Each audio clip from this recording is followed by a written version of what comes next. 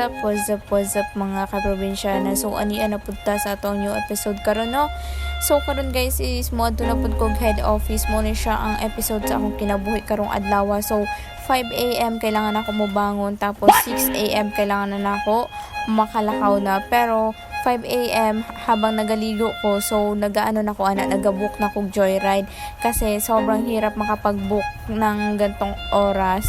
Maybe or ako lang ba ang nahihirapan kapag gantong oras kapag nagbo-book ng joyride or move it.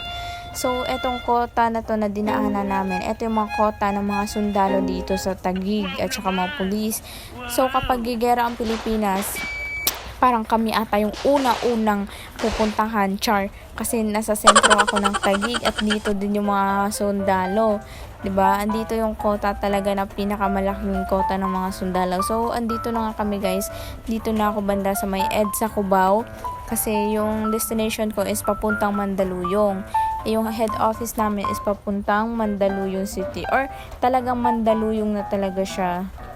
Oo, Mandaluyong na talaga siya. So, andito guys, yung mall na yan is yan yung Mega Mall. Malaki-laki din yung mall na yan So, ayan guys, sobrang hindi talaga ma-traffic today. Kaya I'm super glad kasi hindi ako na-late sa aking pupuntahan.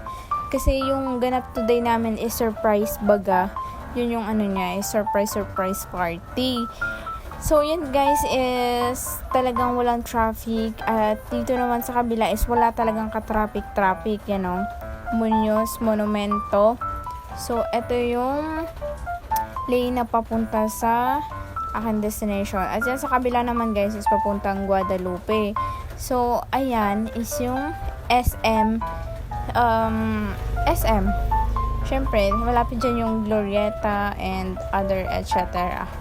So, pagkatapos yun is lumiko na naman kami sa kabila kasi nga sobrang layo talaga. As in, medyo malayo-layo yung destination ko. Kaso, parang paikot-ikot lang yung driver ko. Kasi nga, yung pin ko is, guys, tawag na ito. Ayan na. Malapit na ako. Andito na ako sa aking destination. Pero before that, kailangan ko muna magkape kasi nga sobrang sinisikmuran ako sa lamig ng hangin. So, eto yung ganap namin today. Yan, may cheerdance pa kami dyan. So, iba't ibang brand ang andyan. Kaya, may iba't ibang patimpalak yung mga ganap namin today. So, sobrang nakaka-funny, sobrang nakakatawa, super stress reliever talaga yung ganap today. So, ayan na nga guys. Ayan siya. Yan yun naman is yan yung sa Parfois. Yan yung kumbaga yan yung mga yell namin na ginanap that day. So, yung mga hindi talaga pinaghandaan okay lang talaga kasi lahat naman kami hindi naghanda in that time. So, ayan is nasa Mandaluyong. Sa mga gusto mag-apply dyan, mag-apply na kayo. So, ayan guys. Yan yung nagkakamera din naman yan is yan yung nasa Parfois din yan siya. Kumbaga ilang lang kami dyan, ilang store lang kami. 4 na store is yan yung Etam store. So, more on that, na sila guys, Parfois. Kumbaga pinagsama lang kami dyan sa team na yan kasi nga 4 branches lang kami ang meron kasi yung iba is nag-close na. So, ayan yung kanilang yell. So, diba, may pakeri-keri, may pakembot-kembot pa. So, ayan. Pagkatapos na naman nila niyan is, akala ko naman kung ano yung pamimigay nila. Akala ko yung pamimigay nila is candy. Hindi pala confetti lang pala. Tingnan nyo, oh my God. Nag-ano pa talaga sila dyan. Akala na hindi yung ipamimigay. Yung pala ay confetti. So, ayan si Sir. Yan yung siya ay from Parfois. So, after nun guys is meron pang pakain si Vogue. Meron pa kaming pakain dyan ng McDonald's. So, thank you so much. Kasi di kami nagutom. So, after that, meron pang pa-play-play. Meron pa games. So, kailangan yung hula hoop na yan hindi bumaba. Kumbaga, patagalan kayo ng pakending-kending dyan. Kung sino man nanalo, meron yung 200 pesos sa kanyang bulsa. Ayun. So, nanalo yung aming team at saka yung isa na Parfois.